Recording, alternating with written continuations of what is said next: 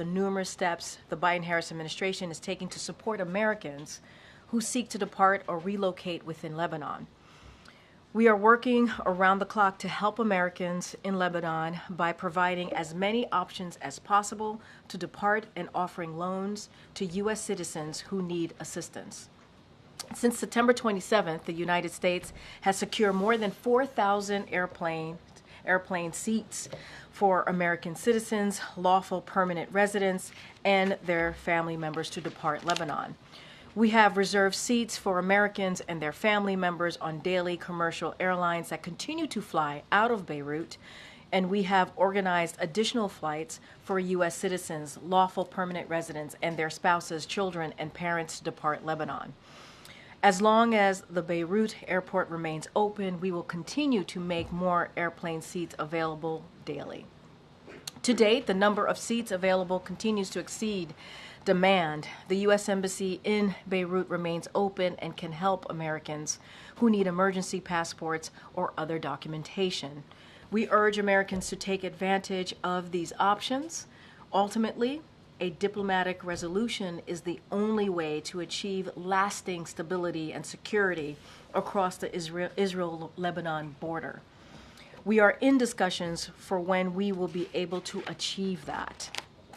Now, earlier today, as many of you saw, the President and the Vice President received an update regarding Hurricane Helene response and recovery efforts.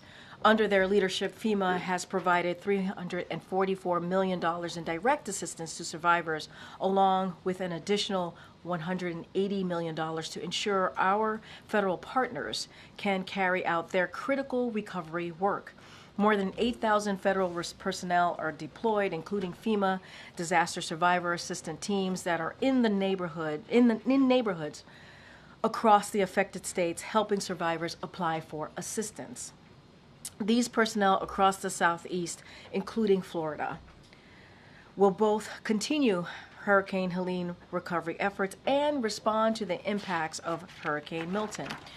As the President has said, we will be there for the communities devastated by the storm for as long as it takes. The President and the Vice President received a briefing on the administration's life-saving preparations ahead of Hurricane Milton.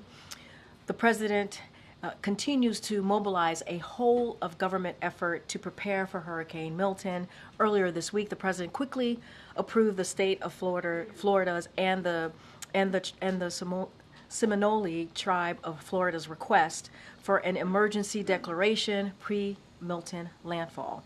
He directed his team to keep working to increase the size and presence of our efforts as we prepare for Milton's landfall. The President spoke directly to Governor DeSantis, Tampa Mayor Castor, Clearwater Mayor Rector, and Pinellas County Chairwoman Peters to make sure we are meeting their needs, and gave them his personal number so they can call him directly. At the President's direction, the administration has been in touch with more than 60 local officials in cities and counties along the likely path of impact to ensure needs are met in advance of the storm. The President gathered his cabinet representing 16 agencies and departments to ensure every corner of the U.S. government is assisting with Helene recovery and preparations for Milton.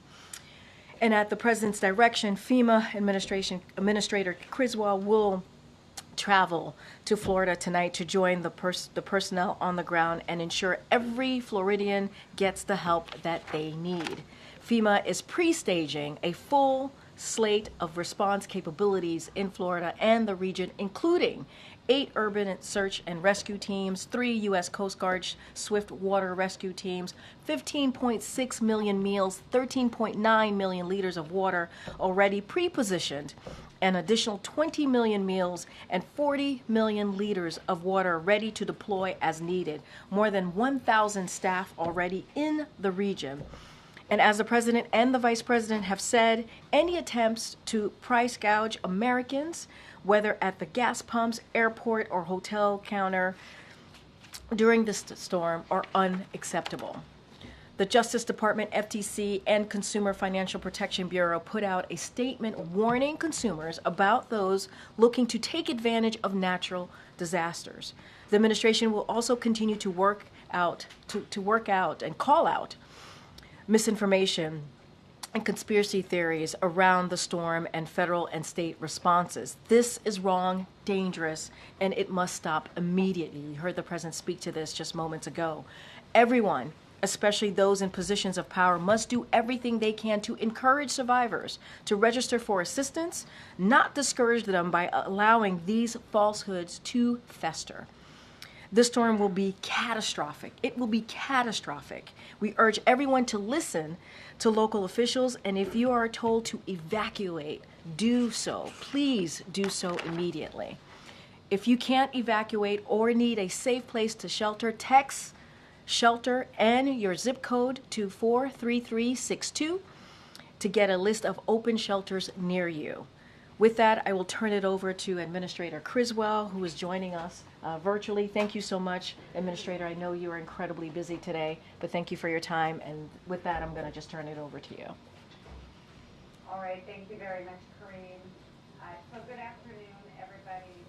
As you just heard from Corrine, I just had an opportunity to brief President Biden and Vice President Harris on our preparatory actions as we prepare for Hurricane Milton to make landfall in Florida. The entire federal family is leaning forward for Milton's response. And right now, I am in North Carolina continuing to lead the response and recovery efforts for the impacts to Helene across many states. But I will be traveling this evening to Florida to be with the team that I have there on the ground, as well as meet with the governor and his team to make sure that we are working side by side to meet the needs of Floridians as Hurricane Milton passes through the state. I want to deliver a very important message to the people of Florida. This is going to be a catastrophic storm. It is going to be a potentially deadly storm. Please listen to your local officials as they will be giving you the best information about what you need to do where you are located. This storm is going to bring deadly storm surge, intense winds, flooding, but it is already bringing tornadoes across Florida. So if you do get an emergency message on your phone right now for a tornado warning, please seek shelter immediately. My heart goes out to all of the Floridians who have been in the path of many storms. They have had impacts from Hurricane Ian, Hurricane Debbie, Hurricane Idalia, and now Hurricane Helene and Hurricane Milton. Floridians, they're no strangers to these storms, but this one, Hurricane Milton, is expected to be catastrophic. And I promise you that FEMA is ready. FEMA and the entire federal family will be there to provide those immediate life-saving activities and begin to stabilize the incident after the storm passes. And again, I will be there on the ground to assess the impacts and prioritize the movement of federal resources to where the state needs them most. Today, tonight, and tomorrow, these are going to be tough as we watch the impacts move across Florida. And again, we're already seeing impacts from this storm with tornadoes and high winds happening in different parts of Florida. The most important thing is your safety. And I need everyone listening to do everything you can to protect yourself and your family as Milton passes. Some of you may still be able to safely evacuate. Others, it may be too late. Again, I need you to listen to your local officials. They will know exactly what you are still able to do. And if you receive, again, a tornado warning on your phone, through a NOAA radio, or from your local officials, there are tornadoes that are happening now. You need to seek shelter immediately. I have also been in contact with Governor DeSantis, Mayor Castor, Mayor Welch, and Mayor Dyer, as well as all the tribal nations in Florida that are in the path of this storm. The President's swift approval of the pre-landfall emergency declaration for Florida, as well as the Seminole Tribe of Florida, allows us to be able to employ the resources that we have staged to immediately begin to save lives and support the response activities. In addition to the thousands of people that I already have on the ground in Florida for Hurricane Helene, as well as the previous storms from previous years, At the President's direction, I sent an additional 1,200 search and rescue personnel, 6 incident management assistance teams, multiple power assessment teams, and dozens of medical facility assessment personnel into the area pre-landfall. We've also staged over 500 ambulances, and the search and rescue teams include high water vehicles and air assets as well as boats to support those life-saving activities in the first hours after the storm passes. As you heard Corrine say, we've also pushed millions of meals and liters of water into Florida to support those immediate needs. And let me be clear, the movement of these resources and these commodities are not taking away from our ongoing response and recovery efforts in North Carolina and the other states that were impacted by Hurricane Helene. We are built for this. We have managed multiple simultaneous catastrophic incidents before, and we are prepared to do this again. And I want the people to hear it from me. FEMA is ready. Our agency is postured to respond to this storm and maintain our current response and recovery efforts for Hurricane Helene impacted states. And we will be providing, and I will be providing regular updates to President Biden and Vice President Harris as this storm passes, so we can make sure that we are getting all of the federal resources that are needed to support their response. And they have directed me, as they always do, to make sure that Floridians continue to get everything they need. I want to be clear. We at FEMA stand ready to both continue our support to Hurricane Helene and respond to the impacts from Hurricane Milton. This is what we do best. We manage complex incidents. We coordinate, we communicate, and we respond. And again, I'll be traveling to Florida later today so I can join my team as well as our state partners that are in the field preparing for the impacts from Hurricane Milton. My leadership team, they are the best of the best. They are trained to work across multiple states and support the impacts that states are going to be feeling. And I want everybody to know that we are prepared for what we need to do to support Florida as well as all of the other states. Before I take questions, I just want to emphasize once again, because this is extremely important, people need to listen to their local officials. They need to take this storm seriously.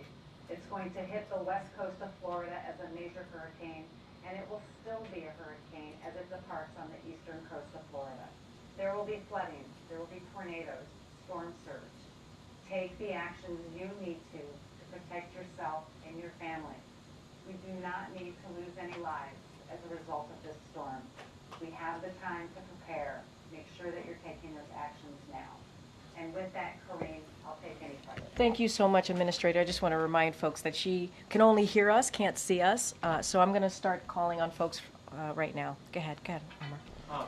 Thank you. I appreciate you making this time. Do you have an estimate of the universe of how many people are not heeding the evacuation orders and remain at risk?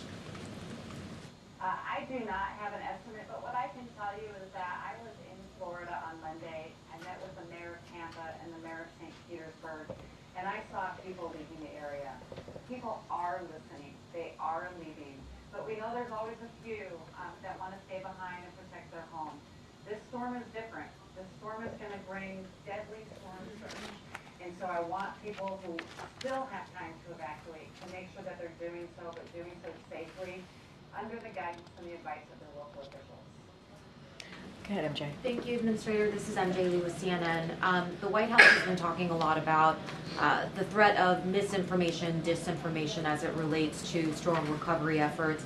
Can you talk to us about whether there's one piece of incorrect information that you think, in your view, has been most damaging, that you think would be most important to clarify? Well, honestly, I think all of it is damaging to our ability to be able to reach people. It's intentional to create distrust, and that level of distrust is, as the President said earlier today, un-American. And what we need to do is make sure people can get the assistance that they need and they deserve. And so I want people to be able to come to us, register for assistance, so we can help them on their road to recovery. Go ahead, Nandita. Thank you. Administrator, you have said that FEMA has enough money to get through both hurricanes, Helene and Milton, but that you're assessing how much more you need from Congress. Is there an assessment that you can share with us? We're continuing to make that assessment, as we do not know what it's going to cost us right now to get through Hurricane Milton. I think, as I briefed all of you before, we went into immediate needs funding in August of this year. That allowed me to make sure I had enough money for this response, and I needed that for Hurricane Helene. Without going into INF, I probably would not have had enough money to support Hurricane Helene. With the full authority to spend against the President's fiscal year 25 budget, I've been able to start paying the recovery projects that we've put on hold. But the amount that we're spending for Hurricane Helene and the amount that we anticipate we're going to spend for Hurricane Milton, we are watching that very closely and assessing it every day so we can have a good estimate of how much more that we will need to be asking for in a supplemental. Good, Selena. Thank you, Corinne. Thank you, Administrator Criswell. Selena Wayne with ABC News. Could you give any specific examples about the real-world impact that this misinformation is having, both in terms of, are you seeing people who aren't taking precautions because they don't trust the government or FEMA or NOAA, and then in terms of the threat to FEMA workers, have you seen examples of threats against them on the ground? Yeah, I think the biggest thing is that what I am hearing is people that are not coming to us and asking us for assistance. They're not registering for the help that they need, or they are afraid to approach some of our staff because they are unsure of what the government is doing. I think one of the biggest ones that I continue to hear is that we're going to take their land from them. Simply untrue. When you register for assistance, we give you an initial amount of money, $750, to help support those immediate needs. And there were rumors out there that if you received this money and you didn't pay it back, that we would take your home. Simply untrue. This is a series of assistance that we give over time, those immediate needs. We've already given out over $60 million in North Carolina alone for people's property losses as well as this immediate assistance. We will continue to give that money out.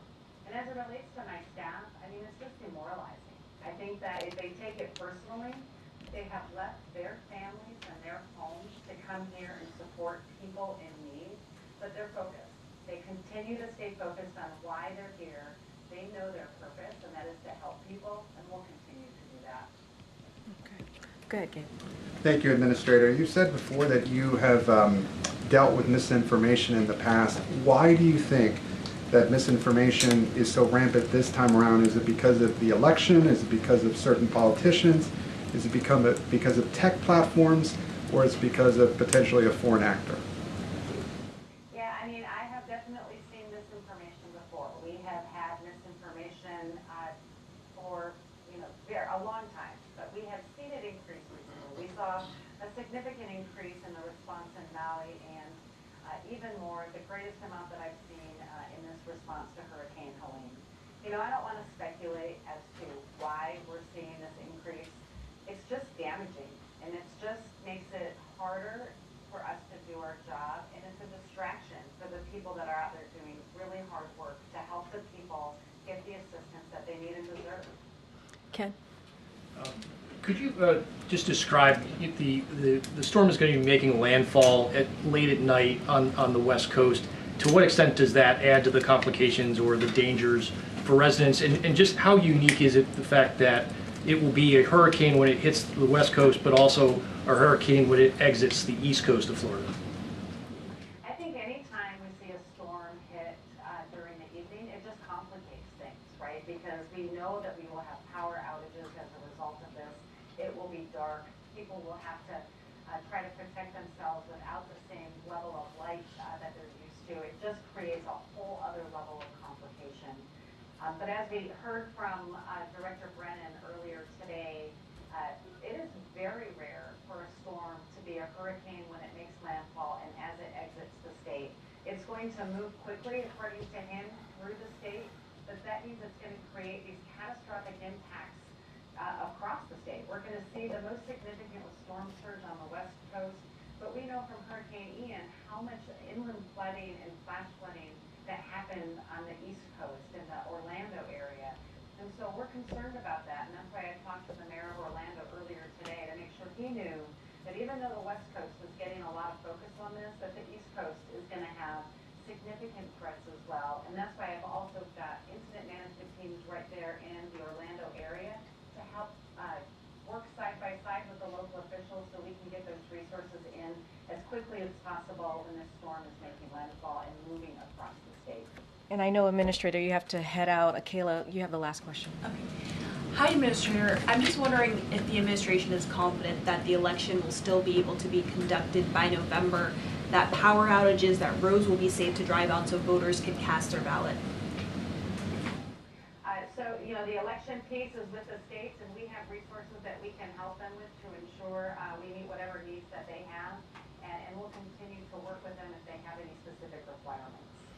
Thank you so much, Administrator. Safe travels. I know you've been in North Carolina for some time helping on the ground there. We really appreciate everything that you're doing, and safe travels to Florida tonight. Thank you. Thanks, everybody. Okay, Amr? Great. On the Netanyahu call earlier today, was the president told by Prime Minister Netanyahu how he intends to respond to Iran after the October 1 attack? And then secondly, the Prime Minister's office and President Trump have confirmed they spoke last week. Was the White House informed of that call ahead of time, and do you know the contents of that call? And just generally, are you comfortable with that type of conversation happening? So look, a couple of things. You just asked me a slew of things there. I do want to say, I know there's the rabbi call that the president's going to be doing momentarily. We'll let you know when that happens. I think we're running a little bit behind, and I know that there's going to be an opportunity for all of you all to tune in. Let me just give you a couple of just top lines on the call. It lasted about 30 minutes. It was 30 minutes long. It was direct. It was productive, obviously the call that the president had with the Prime Minister of Israel. They discussed a range of issues, and we are going to have a readout shortly that you all will have to get a better sense of what was discussed on the call, so I'm not going to get ahead of that. I know the team is working through that at this time. So as you all know, the U.S. and the Israeli government have had discussion since last week. Certainly since after the Iran attack. And so those discussions continued with the president and the prime minister. Certainly not going to get into those discussions. There's going to be a readout. Don't have anything else beyond that to share, but I can say that they did have a discussion about that. And it is a continued discussion. It started off with, obviously, staff level discussion last week, and obviously the two leaders had an opportunity to talk directly. Like I said, it was productive, it was direct, it lasted about 30 minutes. And this is on top of more than a dozen calls that the president and the prime minister have had since October 7th of last year. As it relates to one of your questions there about the book. Look, as you know, there are... About the Trump conversation last week. Oh. Did I ask about the book as well? But we can come back to the book. We can come back. There's plenty of questions. I'd like to answer that as well. But particularly about Trump's conversation, I think that's more pertinent to today's We'll call. say more about the Trump conversation? So Trump spoke with Netanyahu last week. I see what you're saying. Okay. Yeah, okay. Were you guys aware of it? Look, I don't.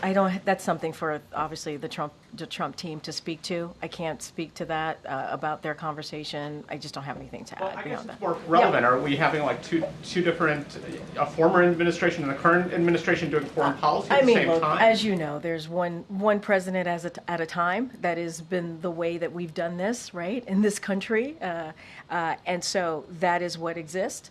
The current president, President Biden, had a conversation with the prime minister.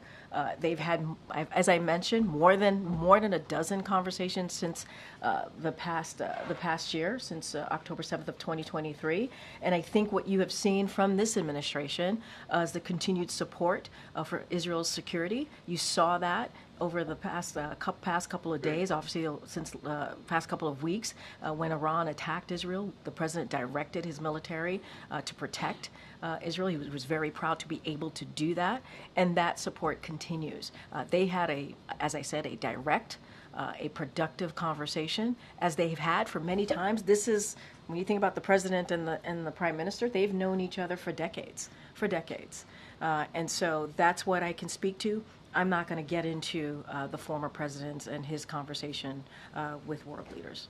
If I can just ask one about the book. Yep. Russia said today that the COVID testing material that was given to Putin by Trump was nothing abnormal. Back then, there was a lot of trading going on of material. Is that true? And then if it is true, why was the president going after Trump yesterday at the KC fundraiser over giving Putin this material? I mean, look, that was a political event, so I'm going to let the president speak to what he said at that event. I'm not going to say go beyond that. What I will say is, as it relates to what happened in the last administration, how then the president behaved and what he was able to do, whatever's being reported, I'm going to leave it to the 2020, that time in 2020, to that administration. Look, what I can say, and we can say very proudly and forcefully, I believe, is how this president responded to a once-in-a-century pandemic. He put forth a comprehensive strategy to move forward, to get shots in arms, money in pockets at a time where the economy was at a tailspin. And this is a president that took that very, very seriously, along with a critical partnership that he had with the vice president. And that's why we've seen the economy turn around. That's why we all sitting here today without masks on, because the president actually took this seriously and made sure that we were able to get out of the pandemic. That's what I'm going to speak to. The president said what he wanted to say yesterday, and I'll leave it as that. But I guess, is it just adding to misinformation then? Because the last president at that time was doing what it sounds like he thought was the right thing. Everybody needed material at that time. I'm going to let the former president speak for himself and how he behaved and the actions that he's took. That is for him to speak to. What I can speak to is what the president has done over the last 3.5 years.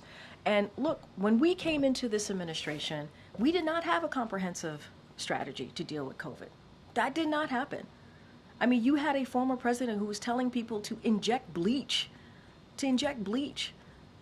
And you have this president and this vice president who took it very seriously and put forth a comprehensive strategy to deal with a once-in-a-century pandemic. And the economy is now, just looking at the data, the economy has turned around. We are leading with the economy worldly, globally. And we are in a different place. And that is because of the leadership of this president. We all saw, some of you were in this room when the former president would come to the podium to talk about the pandemic and the lies that was spewing and what was happening. And this president took it seriously. That's what I can say. Go ahead, Gabe. Thanks, Doreen. Regarding the Woodward book and Prime Minister Netanyahu, you said that you have referenced the dozen calls the president has had with the Prime Minister since the start of the war. As it was brought up last time, he hadn't had one before before August 21st. In the book, Woodward reports that the president used an expletive when referring to Netanyahu and calling him a bad guy and other disparaging remarks. What's the White House response to that? So I'll say first that, look, there's going to be many books that are written about this administration, and many administration, it's a typical thing to occur. Nothing atypical about that. I'm not going to weigh in on particulars in each one of those books. What I can say to that question that you asked me, I cannot confirm. That is not something that I can confirm from here. But does it speak to the relationship of President Biden and And this is what I've said moments ago, Gabe, which is this president and the prime minister have known each other for decades. And their conversations, their relationship have always been honest and direct. And this 30-minute conversation that they had today was also direct and very productive. And, you have heard the president say he doesn't agree with everything, and they have disagreements. But because they have had this decades-long relationship, they're able to be honest with each other. I think what matters here is that this administration, this president's commitment to Israel's security is ironclad, and that will certainly continue to be the case. And quickly on another topic, on the reporting in that book that former President Trump spoke with Vladimir Putin at least 7 times since leaving office. Is that appropriate? So look, we're not aware of those calls. I certainly can't confirm any of those calls from here. But if it is indeed true, are we concerned? Do we have serious concerns? Yes. If it is true, again, I cannot confirm any of those calls. Let's not forget, it is concerning, especially when we know the former president was lobbying against more aid for Ukraine to defend themselves against Russia's aggression. So, if true, it is concerning, but again, I want to be really clear, I cannot confirm any of these calls. But how is it possible that the intelligence community wouldn't know that a former president spoke with Putin? I hear you, I just cannot confirm those calls happening. The president has not been briefed on this? I cannot confirm any of these calls were true. Okay. Thanks, Corinne. Given that the president canceled his foreign trip, he would have left, I think, tomorrow morning for Germany and Angola. Can you give us just a sense of what the next few days will look like as he is monitoring Milton? Yeah. Will he be here the whole time probably? Is it possible he'll go to Delaware over the weekend? Are you guys talking about a possible trip to Florida at some point already? So as you saw this morning, the president's going to continue to get hurricane briefings, not just on Milton and how we're preparing and what's happening. Obviously, we're all certainly very much focused. He's going to be laser focused on that, as well as the vice president. And so he'll continue to be updated, continue to get those briefings. I don't have any travel to read out to you at this time, whether it is to the impacted areas or outside of that. What I can say is the president is going to continue to be laser focused on the storms and what's happening, the preparations, how we are still certainly responding to the immediate needs of folks who have been impacted by Hurricane Helene as well. That is also very much in front of us and what we're trying to do and get done there. But that's going to be his focus. You'll continue to hear more from the president. I can guarantee you that over the next couple of days. But what we want to share very, very clearly with Floridians out there, it is important to evacuate. It's important to take this storm very, very seriously. It will be catastrophic. You heard from the FEMA Administrator. She is headed down to Florida to be there with her team to assist on the ground as we are pre-positioning and preparing for the storm. And just back to the phone call with Prime Minister Netanyahu. Did the president at any point in this phone call, you said that it was constructive, urge the prime minister to not take certain actions as they relate to either the situation in Lebanon or potential retaliatory strikes against Iran? So look, I'm going to say what I said moments ago. This was a continued discussion on the leaders level. As you know, the staff level has been talking since last week, and it is certainly to continue to speak to the response on Iran's attack and a long list of other conversations and issues that they wanted to discuss between the two leaders. I don't have anything else to speak to or to say. There's going to be a readout shortly that will have a little bit more detail of that conversation. I'm just not going to get into specifics from here. Would it be safe to say that the president now has a clear understanding of and a clear picture of what Israel's plans are for retaliating against What I can Iran? tell you is they had a discussion. They continued their discussion on a response to Iran's attack. A discussion last week, a discussion that certainly started at the staff level, and now the two leaders were able to have a productive, a straightforward, honest conversation, as they tend to do. I don't have anything beyond that. Thanks, Corinne. So Vice President Harris was also on that call between President Biden and Netanyahu. Can you just explain the role she played in that call? Did she just listen in? Did she weigh in on the issues as well? I would refer you to her team to speak to that. Just going back to the contents of the call, I know there's a readout coming out soon, but can you just describe the tone of that call in terms of was the president continuing to push back on issues that were being presented to him from Netanyahu? It was direct and it was productive. That's what I'll share. And can we say at this point if Israel has made a decision on how they want to respond? They continue to have a discussion on Israel's response to the attack, to Iran's attack last week. I'm not going to go into specifics or details. There's going to be a readout shortly. Okay, Michael. Well, thanks, Corinne. Going back to your warnings against price gouging during the hurricanes, I'm just wondering, does the administration have any reports that that's actually happening, or was this just intended to be a preemptory strike to keep it from happening? Well, I think certainly a preemptive attempt to keep it from happening. We're keeping a close eye on prices at the pump, at the airport, obviously, and also these hotel counters to just make sure that it doesn't happen. We tend to see this type of behavior during this time, and we want to be very, very clear. It is not okay.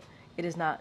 There's no time to do that. But certainly, when people are evacuating, when people are fearful about what's to come, especially with a historic hurricane like Hurricane Milton, we want to make sure that this is not happening. And that's why the Department of Transportation is on top of it. You have DOJ, FTC, Consumer Financial Protection Bureau, and so they're going to certainly take actions here. And to protect consumers, and that is what we want to make sure that we're doing. We're protecting consumers, we're protecting Americans, and so that's our focus. Okay. Thanks, Corinne. Going back to the reporting in the Woodward book, Yeah. If former President Trump has been speaking to President Putin, he's also had calls and meetings with other foreign leaders, both since he left office and since he announced his latest campaign for the presidency. Is the administration at all concerned that he appears to be running a shadow foreign policy while campaigning for president against the incumbent administration? And so, look, I'm going to give you the same answer that I give to Amr here, which is, as we know, it's one president at a time. That is how we do our business here in this country, as you know, very, very clearly. Look, and I said, if there was we cannot confirm this, if there was a call with President Putin, if that is indeed true, yeah, there are concerns, especially when you had the former president lobbying against Ukraine aid. Yeah, but I cannot confirm that. I cannot confirm those calls. What about his meetings with foreign leaders such as Viktor Orban, who has opposed aid to Ukraine as well? Look, I'm going to let the former president speak to his calls with world leaders. I'm not going to dive into that, but what I will say is that this president is focused at what's at hand, right? He had a conversation with the prime minister, 30 minutes, as I stated, half an hour. It was direct. It was very much honest. It was to show that, we're going to continue to have those discussions with Israel on how they're going to respond after Iran's attack last week. You saw what this administration, what this president directed his military to do, and our commitment to Israel's security continues to be ironclad. That is what I can speak to, and that is what we're focused on. And as you know, we have a Hurricane Milton that's coming, and you heard from the president. So he has a lot to focus on, and as a leader, that's what he's going to do. One more on the same topic. Sure. Traditionally, when former presidents do interface with foreign leaders, there is a process by which they can liaise with the incumbent administration to be possibly briefed on any policy concerns and possibly provide a readout of those conversations afterwards. Has former President Trump availed himself of any resources that might be available to him? I don't have anything to speak to on that particular question, but I understand your question. I just don't have anything for you at this time. Okay. Thanks, Karin. One more try on the BB call. Sorry. Sure. Did the president during this conversation address the latest comments Prime Minister Netanyahu made, saying that Lebanon could experience the same level of destruction as Gaza if they don't free themselves from Hezbollah? So look, as I stated, they had a productive and honest conversation. But what I will say very clearly about that particular question is we cannot and will not see Lebanon turn into Gaza, into another Gaza. That is not what we want to see. The suffering in both Gaza and Lebanon adds even greater urgency, as you've heard from us, to our efforts certainly to end the conflicts and lay a foundation for lasting peace and security in the region. For over a year, if you think about what has occurred for over a year, you've seen Hezbollah has attacked Israel and rejected all off-ramps to this conflict. That's what you've seen. The suffering we are seeing in Lebanon could have been avoided. If Hezbollah would have stopped its rockets attacks on Israel. So, look, I'm going to just reiterate what our position is when it comes to Lebanon. We are working our way back towards a ceasefire process that's going to create a space to negotiate a diplomatic resolution that only ends the fighting.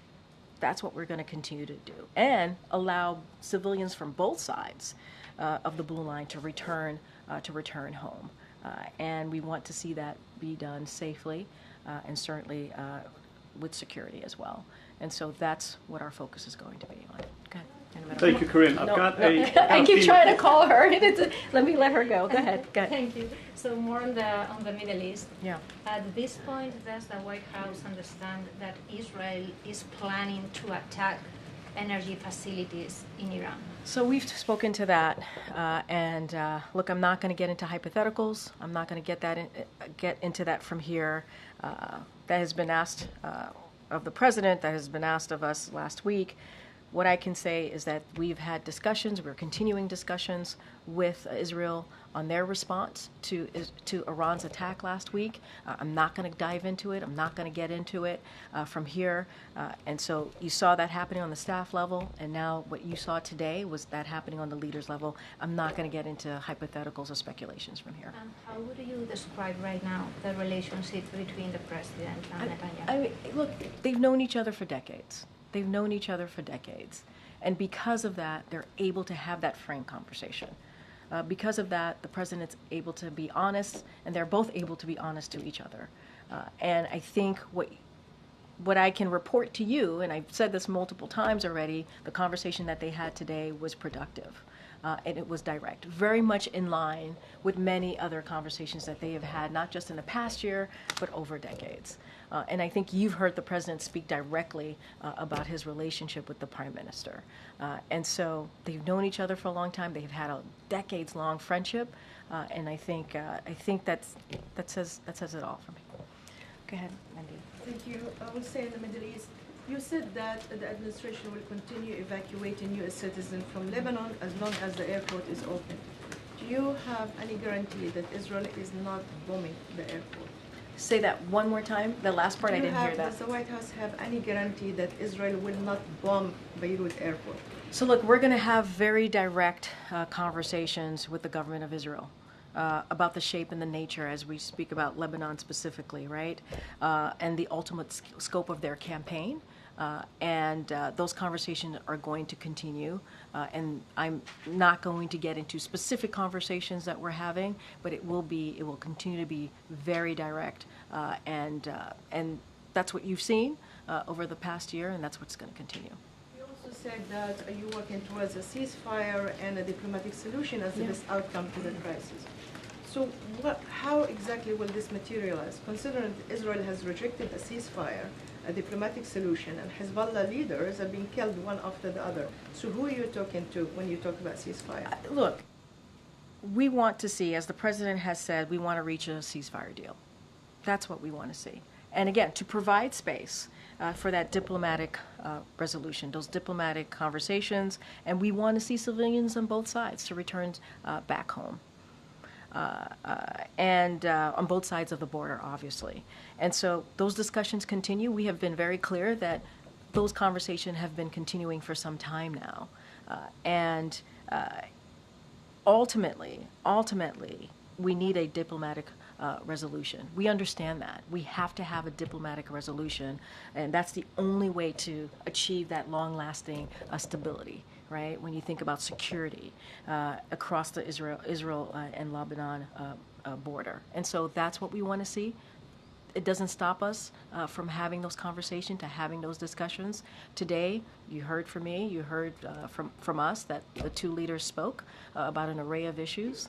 They continued that discussion about how Israel's going to respond to Iran's attack from last week, and a bunch of other things that are incredibly important to both leaders. We'll have a readout shortly that we'll share a little bit more. And one last question.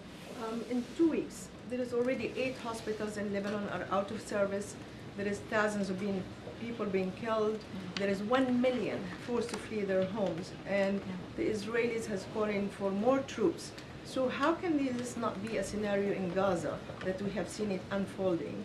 And second is, isn't that a mission creep? How do you agree with the Israelis on the outcome of the war if Netanyahu said we're going to continue regardless of what the White House more or less is saying, as long as we are not achieving our aims in the Look, I'm going to say what I said moments ago. We do not want to see Gaza, what happened in Gaza happen in Lebanon. That's what I said, and that is something that we do not want to see.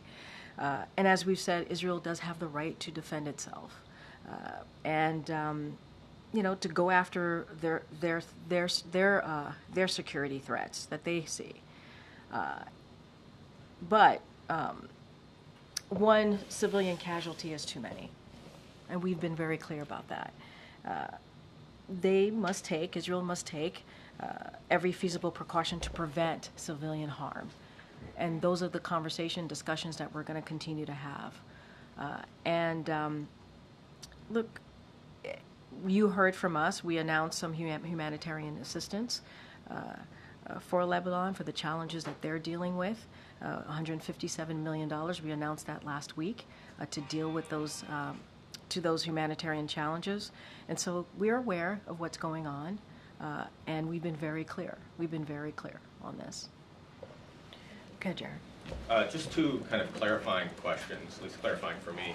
They may be clear for others. But have you, in the talks that the president has had with the Israeli prime minister, sort of beyond just kind of the details or the readout, is there now an expectation that Israel would inform the administration in advance of action it's planning to take against Iran? What I can tell you that the discussions continue and how Israel's going to respond to that attack, to the attack from Iran last week. Those discussions continue. I'm not going to get into details from here. And then just quickly on the Lebanon, you talked about kind of the efforts being made to help Americans get out. Yeah, Americans so far, who are in Lebanon. Are those all commercial flights at this point, or are you talking about like some military charters or diplomatic charters as well? Yeah, so what I spoke to was commercial flights, and what we're trying to do, get some seats on, certainly on these flights. I would refer you to the State Department. They did a very good laydown of this as well, and they're certainly helping to lead that effort, so I would refer you to the State Department on any specifics. Go ahead, Phil. Thank you, Corinne. You're pretty consistent. You don't often speculate about hypotheticals, but today on more than one occasion, you've said that if it's true that former President Trump spoke with Vladimir Putin, then that's concerning. Yeah. I'm wondering, why is this administration willing to speculate about that in particular?